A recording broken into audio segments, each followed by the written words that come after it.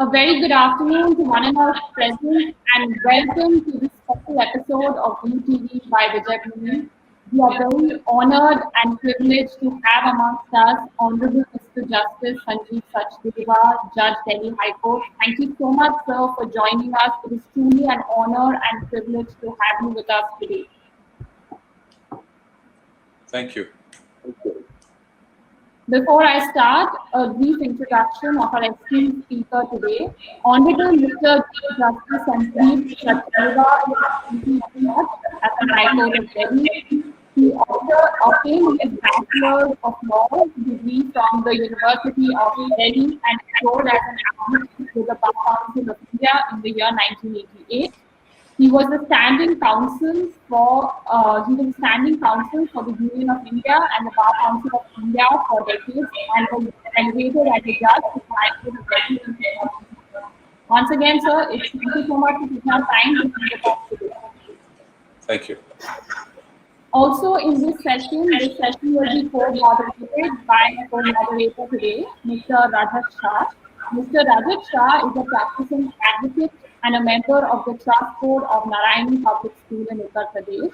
He has perpetually mentored and motivated students to achieve accolades at school and university levels by understanding their needs and analyzing their true potential. He is a person who is very, very passionate about education. It's an honor to have you with us today. Thank you so much for joining us. Thank you so much, Kritika.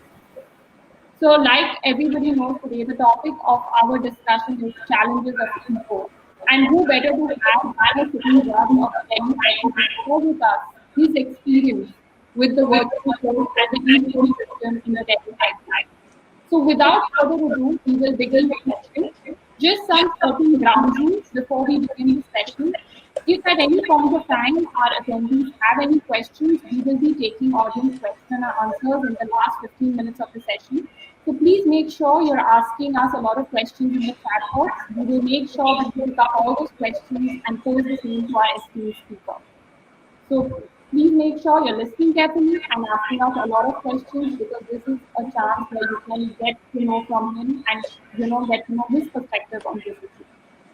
So, sir, without further ado, let's begin. My first question to you, sir, is this. That, with the announcement of the lockdown, many feared that the working of the courts would come to a complete halt. But soon after the announcement, courts across the country began conducting hearings matters through video conferencing. According to your experience, sir, what are the advantages and disadvantages of shifting court hearings to virtual platforms? Kritika, you see, like COVID took everybody by surprise, even the courts were taken by surprise. And luckily, we were all progressing towards technology, looking at digital courts and looking at VC hearings, which we were doing sporadically over the country in one odd cases. We were sort of semi-prepared. So the moment this lockdown happened, we could immediately translate into virtual courts and carry on. Otherwise, it would have been a complete lockdown because there was no way that people could access the court. There was no way that you could hear matters or even pass orders. Now, if this technology was not there, then virtually everything would have come to a standstill. Like we saw for a few days, everything was at a standstill. You were locked down into your court, into your homes. But the courts were functional. We could receive petitions over email. We could hear matters over VC. And even every high court was trying different technology. Even the Supreme Court was trying different technology. We didn't know what technology to adopt, except for one or two courts which had already tried and tested some methods. So we tried all kinds of methods: Skype, WhatsApp, calling, even video was a technology which was being used. Now Delhi High Court uses Cisco WebEx. Now these are different kind of formats and platforms which were made available, and because of which actually the courts could function. Otherwise, there was no way that anybody could access court. And because of that, I think the biggest advantage was that despite there being complete lockdown, people could access courts sitting from their homes. Every High Court and even Supreme Court made rules that you would dispense with filing of affidavits, you will dispense with filing of court fees, because they knew these were things which had to be sourced by you by moving out. And the only way that you could access justice without moving out was you could give a call to your lawyer. He would draft a petition, take a consent over the phone, or maybe take a consent over email and file it in court. So every court provided an email, and through which lawyers could approach the court and litigants could get justice.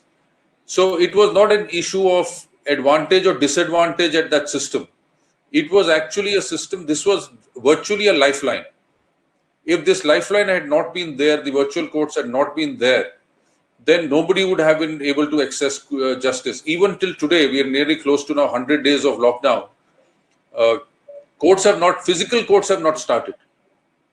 So this was the biggest advantage that we had of this virtual court and video conferencing hearing, that people could access courts and seek justice. And there are several, I think Delhi High Court itself alone has done about 40,000 cases in this entire period.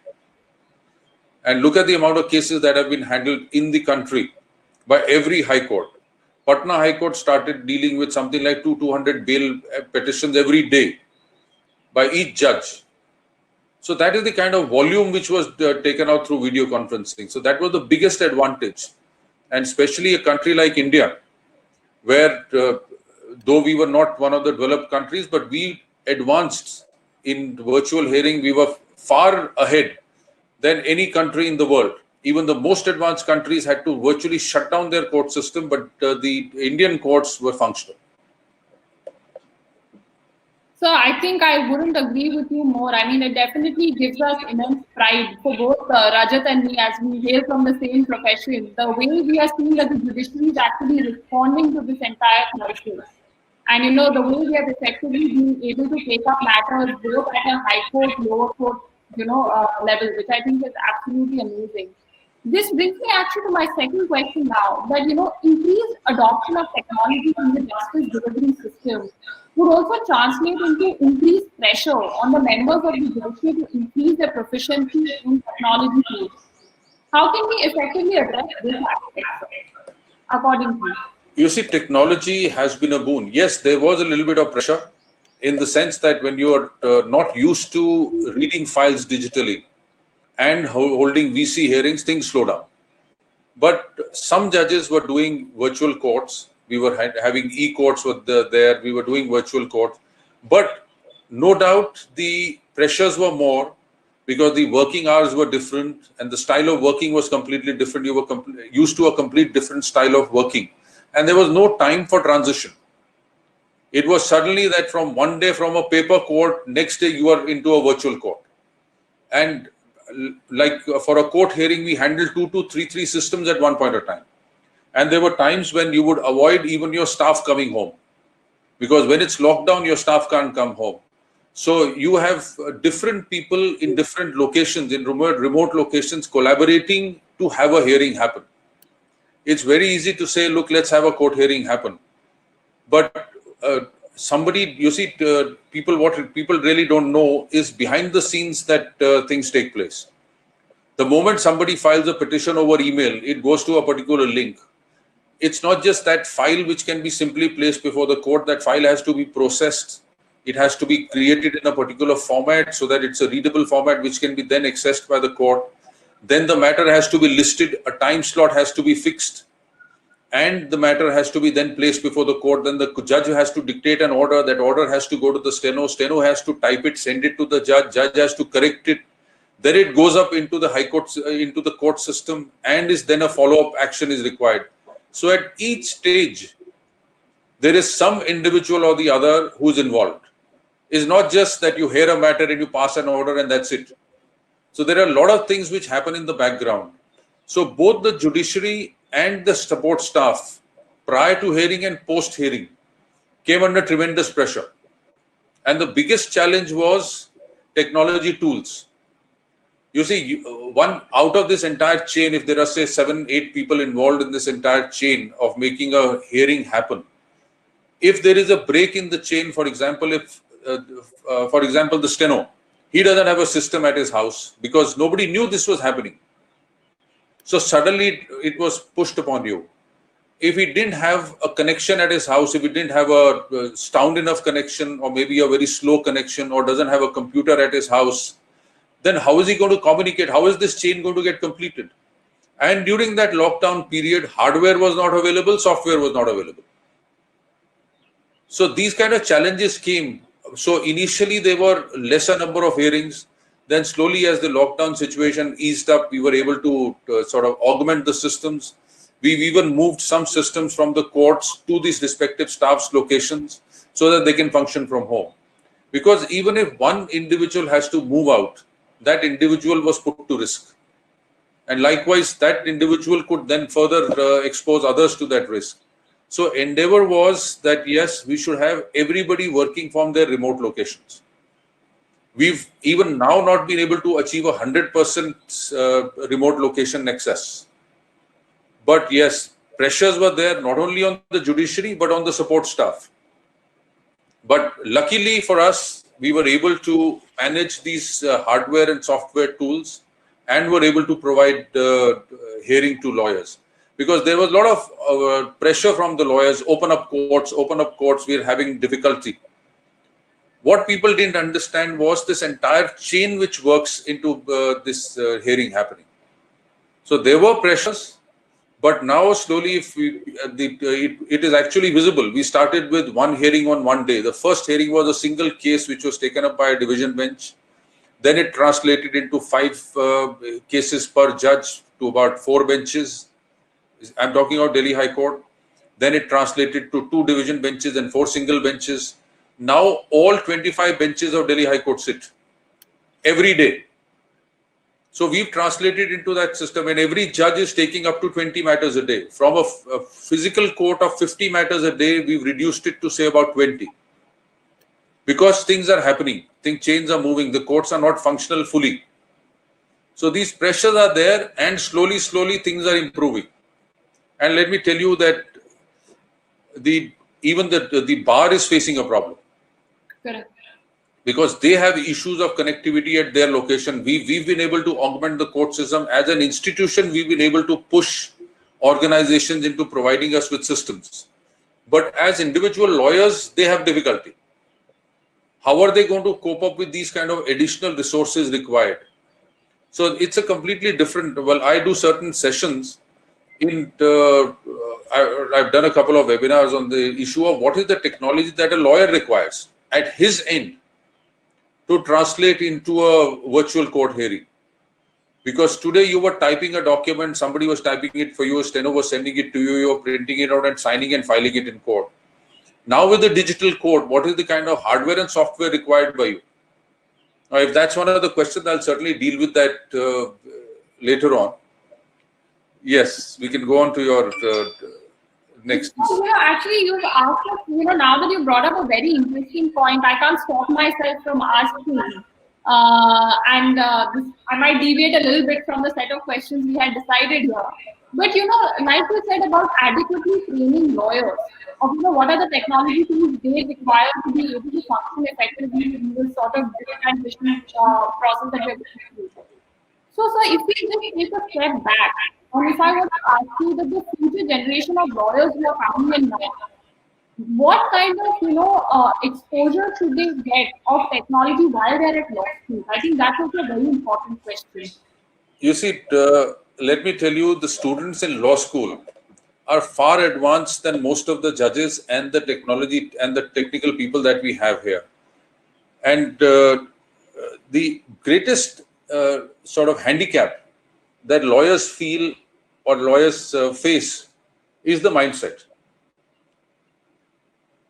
The systems that we use in court, we use a PDF system, and everybody today uses a smartphone. And you're sharing documents over PDF. We all know how to access a PDF document. We all know how to read a PDF document. The files which are stored in court are stored in a PDF format. And you have these free PDF readers available.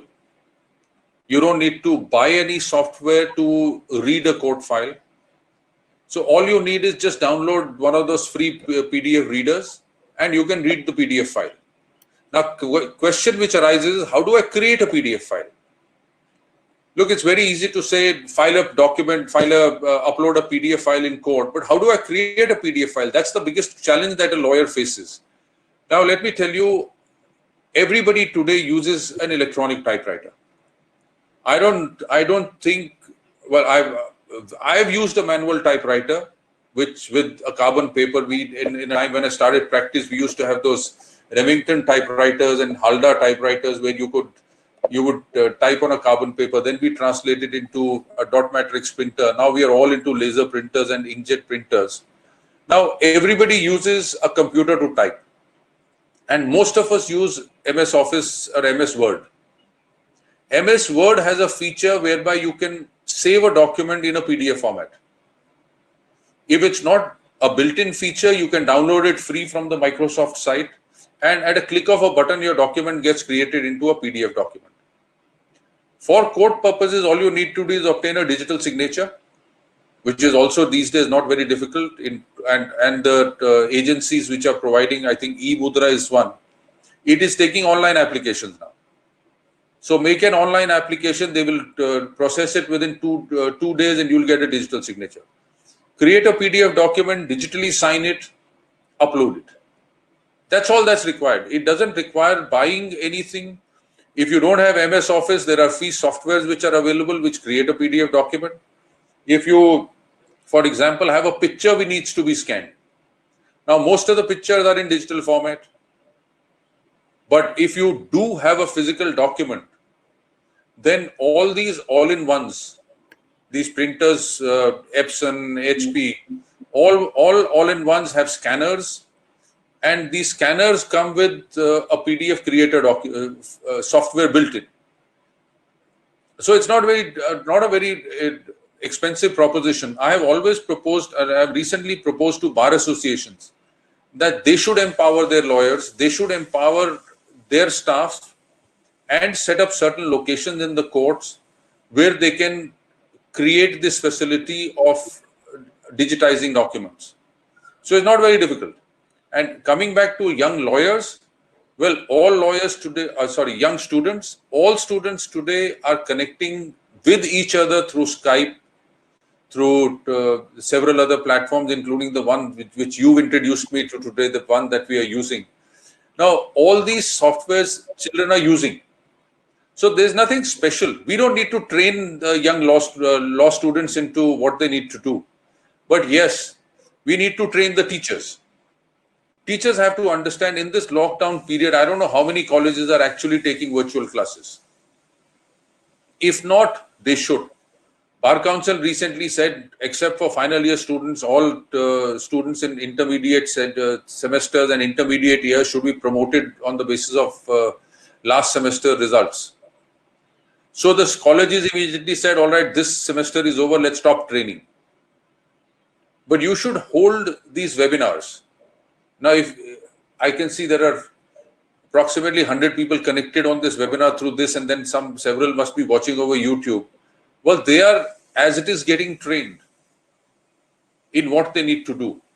Yes, insofar as creating a PDF document is concerned, it doesn't take too much time. Maybe a session or a couple of sessions can be built in by the colleges where they could expose them to the software and hardware required, and how to create a PDF document, how to upload it, how to then operate a PDF file for the purposes of court. So it's not too much of a training or too much changes that need to be incorporated. You don't need to start a full-fledged course for this. It's a very simple thing. And actually, these days, children are born with a laptop, they're born with an iPad, so they don't need too much of a training. There's just a little bit of guidance is required, what software and what hardware to use. Right, so I totally agree with you.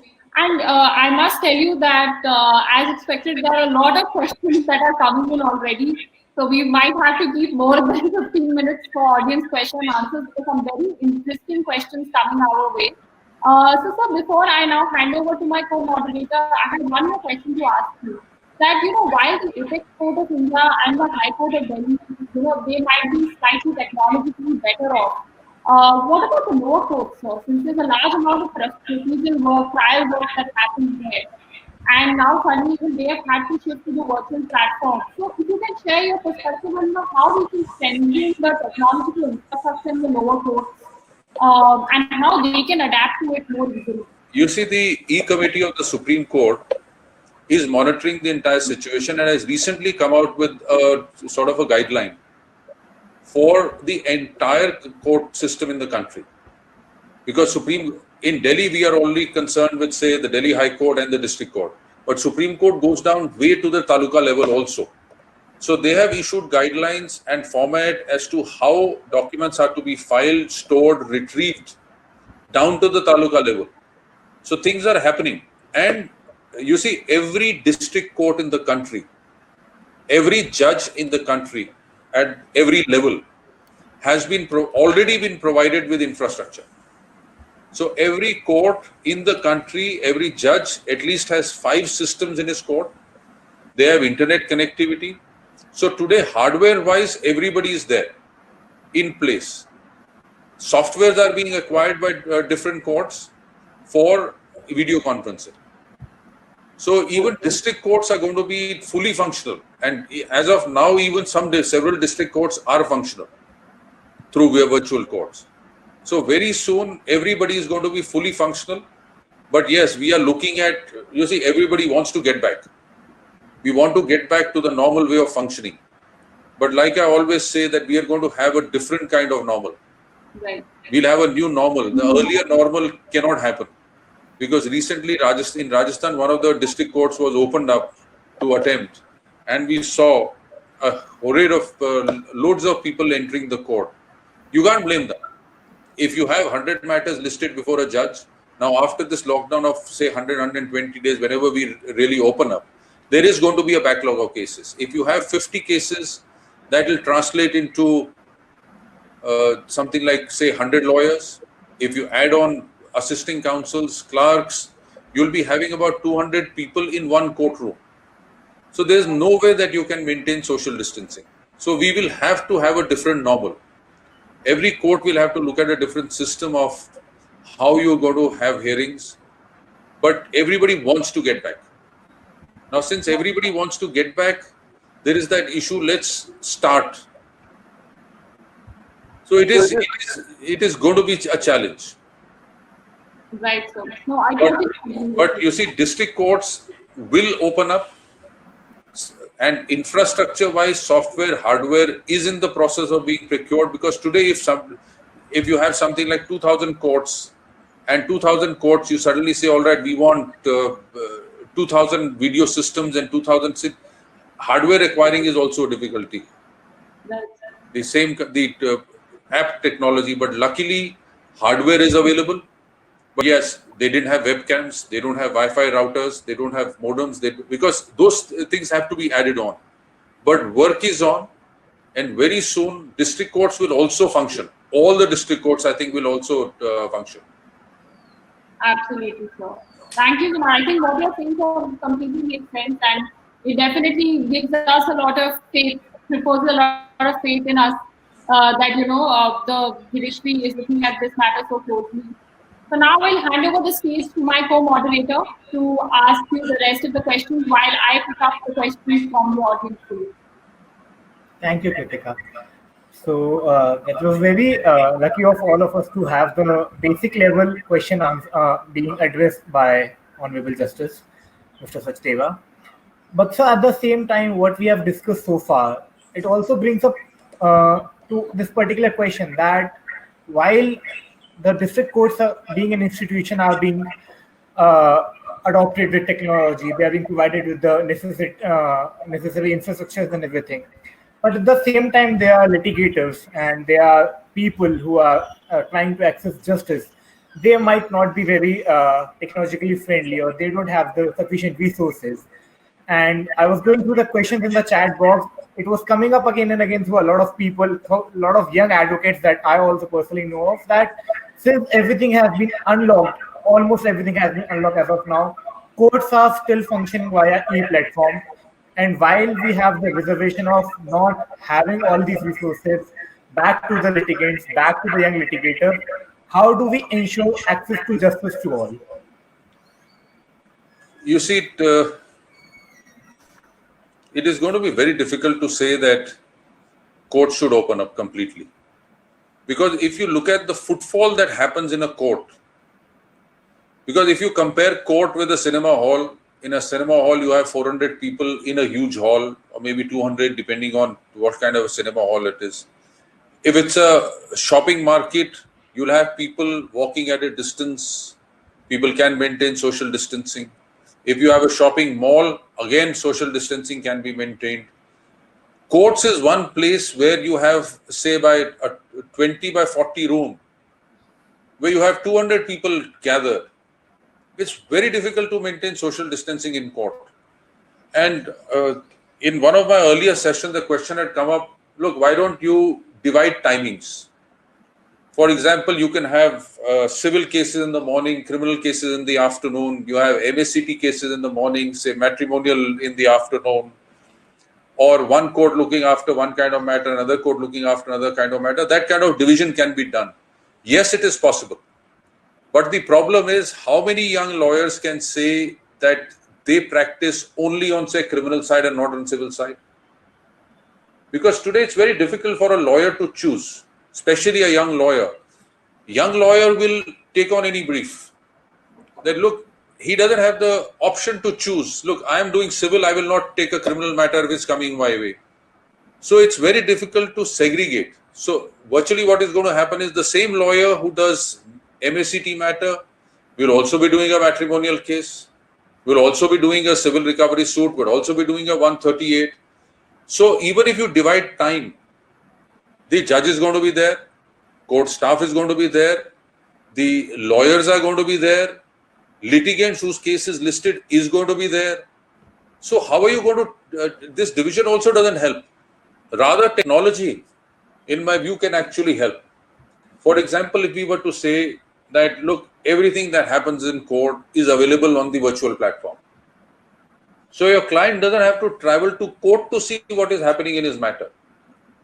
He can at his home switch on his computer, switch on his TV, switch on his iPad and view what is happening in his case in the court.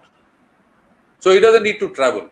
So actually technology and virtual courts are the ones which are going to reduce footfall. And even if when the normal courts open, maybe we can explore the possibility of a system where the entire court proceedings are beamed to public and they can view what is happening. So they don't need to come to court. But again, it will be a discipline which the lawyers will have to bring amongst themselves. Look, the moment my matter is over, I am out of the court. I go home. So I reduce footfall. So the question that, look, everything else has opened and courts have not. You can't compare courts with any other system. Show me any other place where in a building you have 4,000, 5,000 people gathered together at one point of time. So it's very, very difficult to say that, look, everything is open, courts should open. I'm saying that when everything was shut, courts were still open. Certainly. We were functional, though in a limited strength and a limited number of matters. But courts are functional. Yes, there are difficulties, but like I said, it's now going to be a new normal. We'll have to devise ways and means of how we are going to cope up with this problem and give as effective a hearing as possible and sort of come back to a full-fledged hearing system. Definitely, sir, and I guess we all agree to the fact that discipline needs to be maintained, and it has to be two-way. Like, we expect certain things from institutions, but we as citizens, we as litigators, needs to cope up with a similar situation that is being faced by everyone else. Which brings me to a particular question, sir, that we have often observed that there are certain procedures in trial that are more effective when carried out through face-to-face, maybe chief or cross-examination. So we would like to know, sir, can you list out certain procedure that might be peri-led switching to this particular medium? And second, how will we ensure that these functions are performed effectively through e-mode as well? Now, please tell me one thing. Now, this actually answer came to my mind while you were asking me this question. The cross-examination is one point which is where people feel that, look, you have to have a personal presence for an effective cross-examination. Now, what is cross-examination? You put a question and an answer comes. Certainly. What is it? What is it exactly that you are doing just now? You're posing questions and I'm answering them. The only thing is that we are not in the physical presence of each other. In the same format, question answers can happen. For example, let's say Kritika is the judge. She is viewing the proceedings. You are the witness and I'm cross-examining you.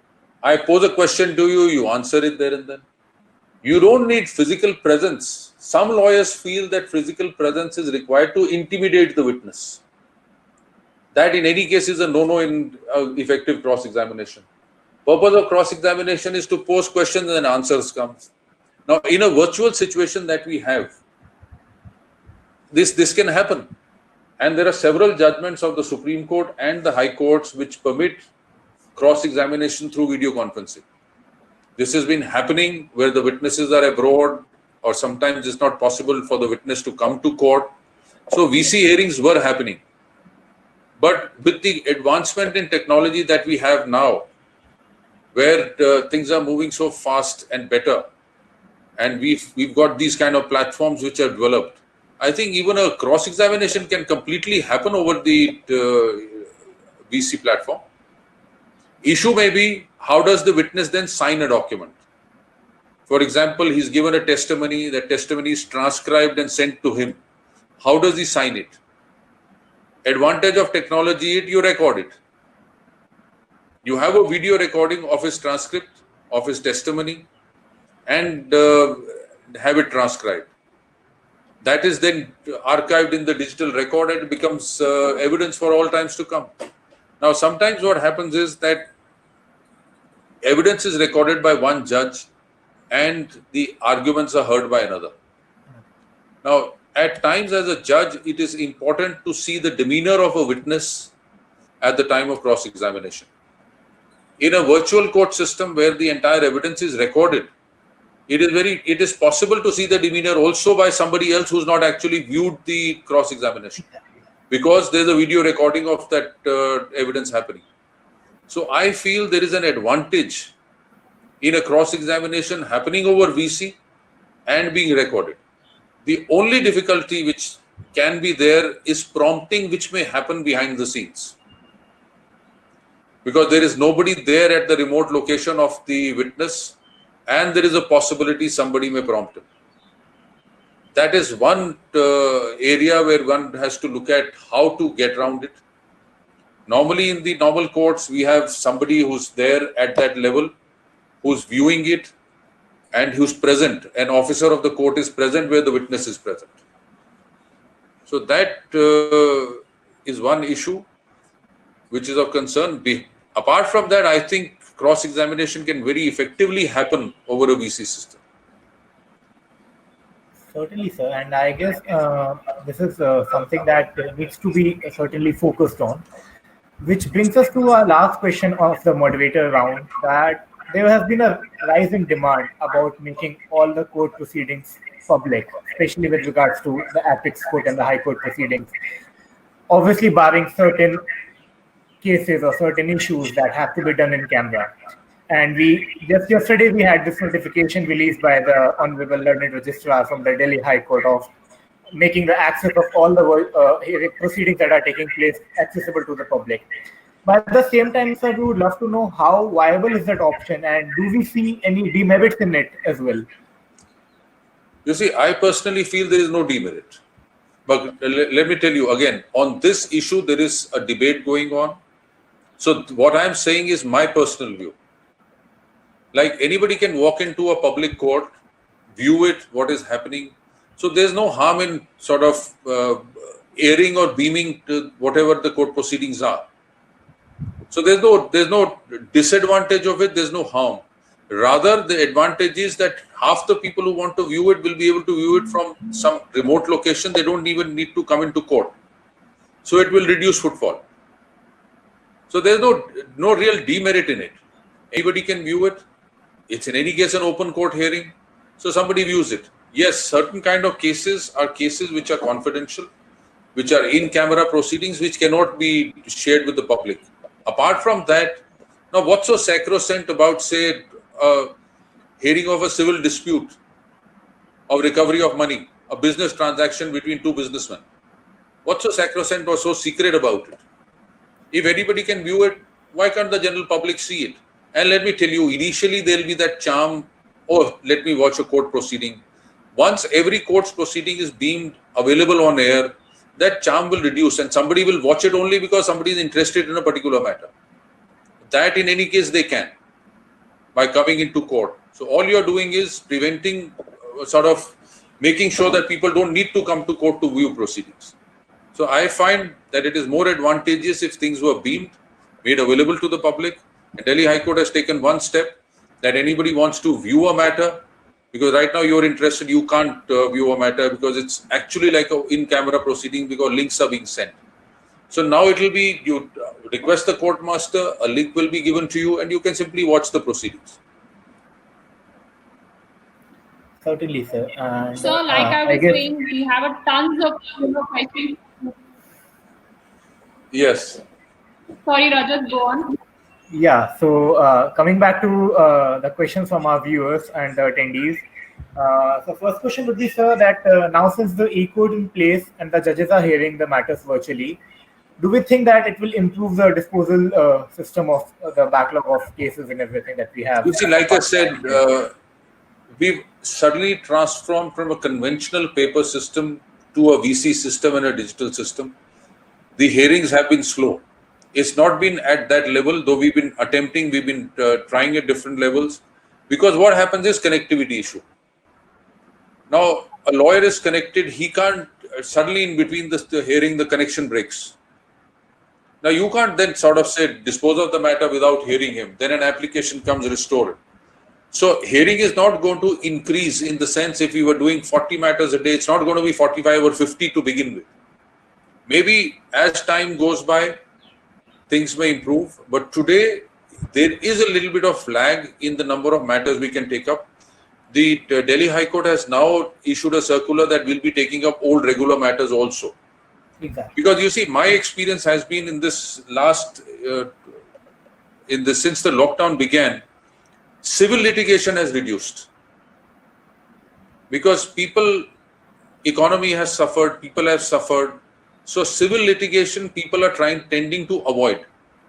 In a criminal litigation, you have no option. If you want bail, you need bail, you need bail. If it's a criminal trial, it's a criminal trial, it has to go on. But civil litigation, some of the litigation is an option. A businessman may feel, look, instead of going to court, let me settle at a lesser advantage than what I would have if normal courts were functioning. So my observation is that civil litigation has reduced, so number of cases has reduced. So Delhi High Court has now started regular hearing of old matters. So there will be probably a change in the system. And my suggestion to young lawyers or litigants is, why don't you in this system explore alternative methods of settling disputes? As lawyers, my suggestion is, look at your files that are pending in your office, dish them out, speak to the lawyers on the other side and see if you can work out an amicable solution given the present scenario and given the uncertainty that the world and the economy is facing. Maybe we all will be able to reduce backlog in that sense. Certainly, sir. As you rightly said, it has to go both ways. Sir, like one of the questions that we have been getting from a lot of young lawyers is that since the BCI prohibits lawyers from soliciting their work, and a major chunk of the regular clientele used to come from their physical appearances inside the court, they get referred by their seniors or by their colleagues. Now, since the physical presence inside the court premises has been stopped for a while, so how do young lawyers get into their regular clientele being emerged on a day-to-day basis? You see, there are two. I'll answer this question in two manners. Firstly, yes, there is a problem that since you can't advertise, people will not get to know you.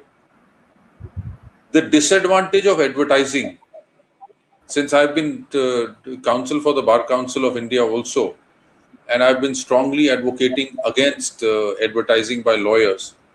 You see, a young lawyer, if he says, all right, if a Bar Council were today to say, all right, advertise. Now, my question to you, especially the young lawyers, is who would be in a better position to advertise? And who would come up with a fabulous advertisement? A person who's struggling in the profession or a person who's doing well? So this question that, look, we can't advertise, so we will not get clients, is going to actually work to the disadvantage of the younger lot, because they will not be in a position to match the kind of advertisements that big law firms, etc., would come out with. So if, and let me tell you, in litigation, clients don't go by advertisement. A lawyer gets work by reputation. If, for example, you were being referred work from a senior colleague who was referring, say, a matter which is not, which he or she doesn't want to take up, either because it's not a very high stake matter or because of the nature of work, the work will still come to you. The reference will still happen. Today, people can't see how you're performing, because at times we've experienced it that a lawyer argues in court, somebody views it, and the moment the lawyer turns around, the litigant approaches him and asks him for his visiting card so that he can hire him or he can engage him. Yes, that may not happen in the present situation. But as things ease out and as hearings become more and more open court hearing, even that disadvantage will go away. But certainly there will be some issues. You will get work by reference. You will get work from the reputation you've built, and from the reputation you will build. As youngsters, my suggestion is, look, the seniors are handicapped today because of technology. Take advantage. Come to the aid of seniors. Come to the aid of litigants. Because you are more technologically friendly and user friendly, and you'll be able to sort of access court faster and quicker than a senior. Seniors will have to be dependent upon you. So make use of it. Train yourself in, say, cyber law. Cyber issues will arise. So maybe, yes, there will be problems. Like I said, a new normal, we'll have to look at it. But so long as the things don't improve, I don't think advertisement can be permitted, because it's going to work completely to the disadvantage. Somebody who has a lot of money comes up with a fabulous advertisement, draws litigants, and ultimately turns out that legally is completely incompetent. So that may not be a very healthy thing to do of advertising. Certainly, sir. A couple of more questions from the audience. There's again and again, people have been asking that how do we make sure that the witness and who is being examined or cross-examined, or maybe a victim, is not terrified, and how do we make sure of the entire confidentiality of this in-camera proceedings? Because someone who's sitting on the other side of the webcam or something like that can have all the access to a third person during that hearing. So how do we make sure of those confidentiality clause in the in-camera hearing? You see, first of all, for example, a witness being cross-examined or examined, the advantage of that victim is going to be that victim doesn't have to come face to face with the perpetrator of the crime.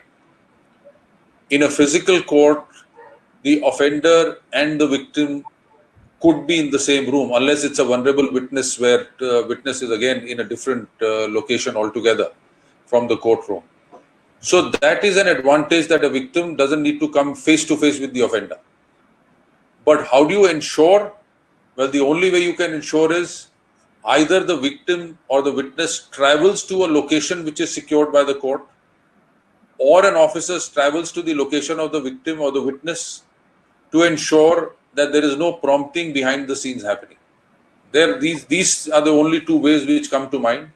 But again, the courts are debating about it, and maybe we will come up with some solution for that also. Definitely, sir.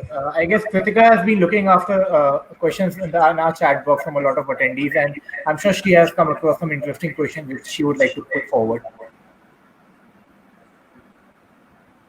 We did spend some time, on talking about cross-examination. And there's a very interesting question that I have from one of the young advocates who joined us, that, in a criminal proceeding, the demeanor of the witness plays an important role and holds relevance. In a VC hearing, how can the demeanor of the witness be examined? Because that is always used as a tool by the lawyer on the other side. So if you need to throw some light on, this practical issues that you might face because of cross-examination on a virtual platform. You see, demeanor is you observe how the witness behaves. For example, is the witness becoming fidgety? Is the witness avoiding to answer?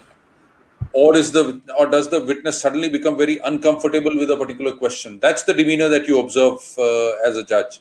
Now, all that is going to be visible over video conferencing once you record it.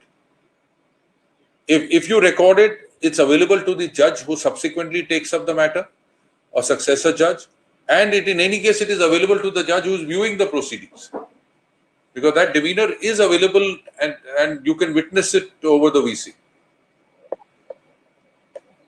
Right, sir. And sir, just a follow-up question to that. We've had 2-3 people who have asked us about the speed of production of documents.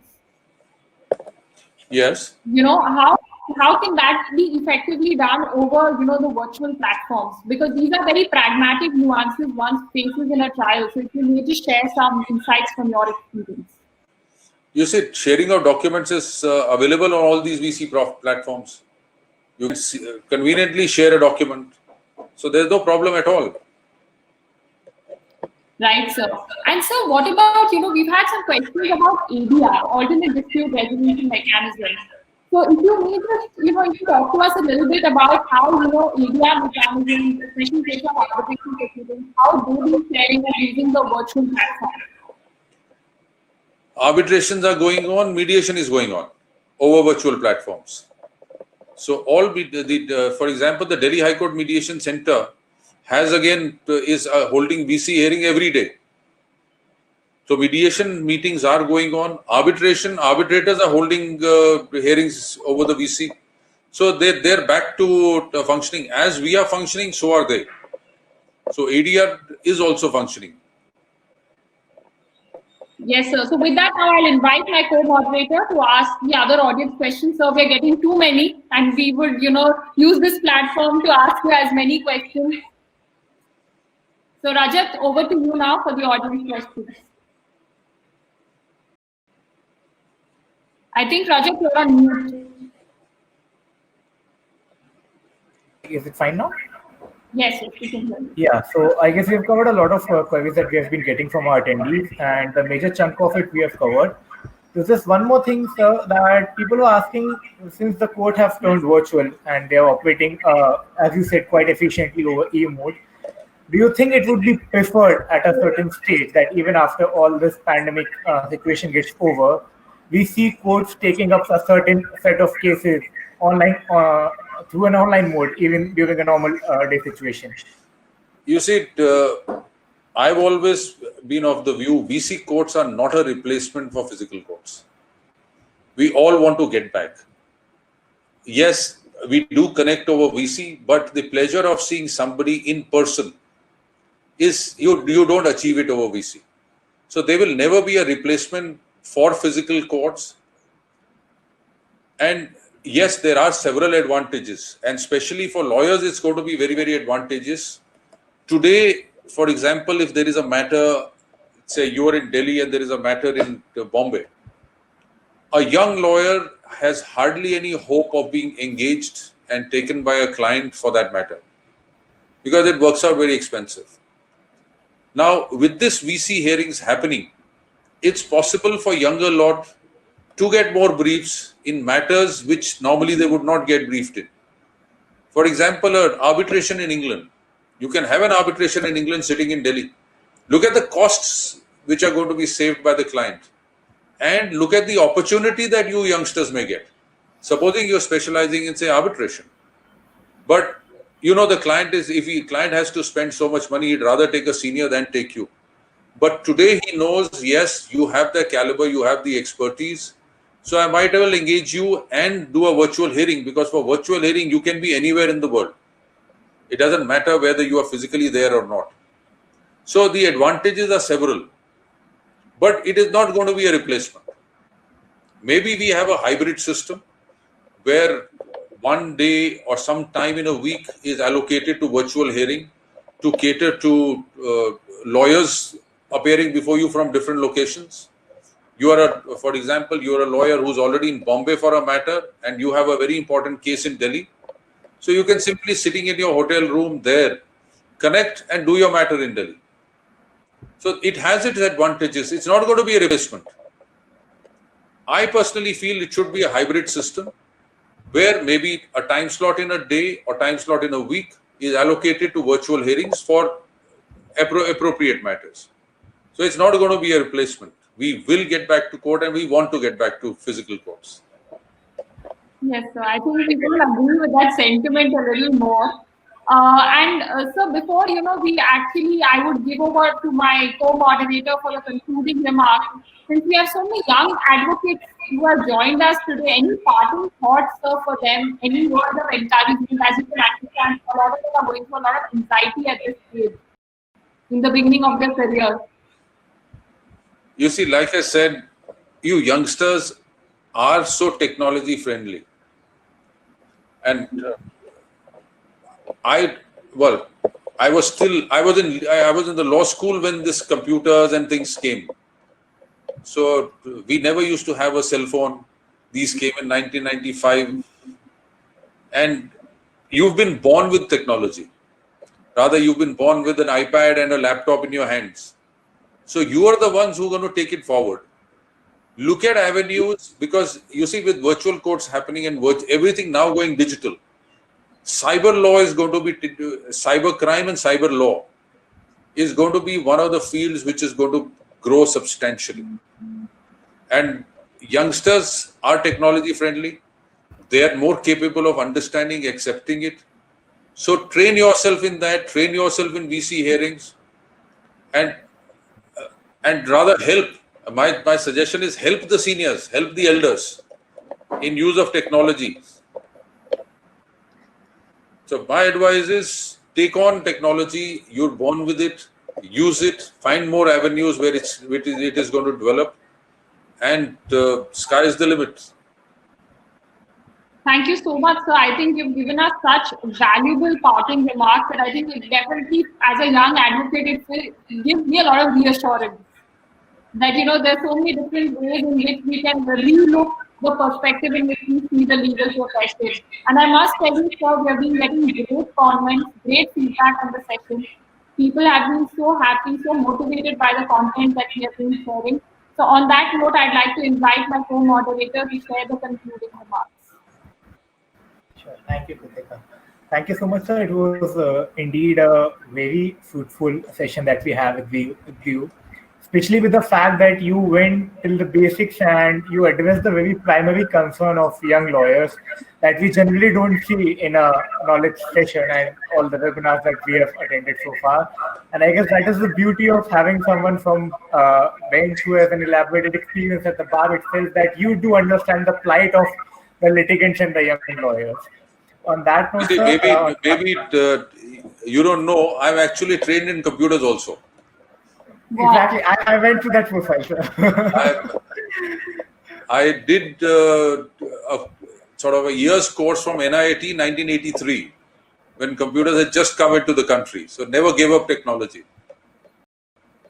That's great to know, sir. And that would be a guiding remark for all of us, that someone at your stature has saw this thing coming, that technology is going to be the new normal way back when the computers were launched in our country. And I guess there's a lot to learn on the technological platform for all of us as well. On that note, sir, on behalf of the organizing team of Vijay Bhute University as well as Narayana Public School, I would really extend our warmest gratitude for accepting the invitation and making this session really fruitful.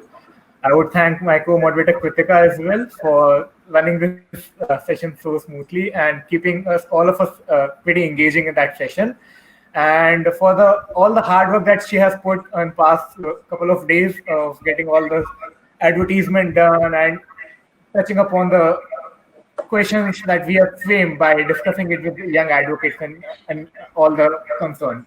So on that note, I would like to thank all the attendees as well, and we will keep on coming with these sessions of different fraternity, be it law, education, and management.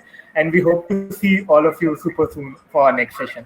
Thank you so much, sir. Thank you very much. Thank you so much, sir. Thank you, everyone. We will see you soon.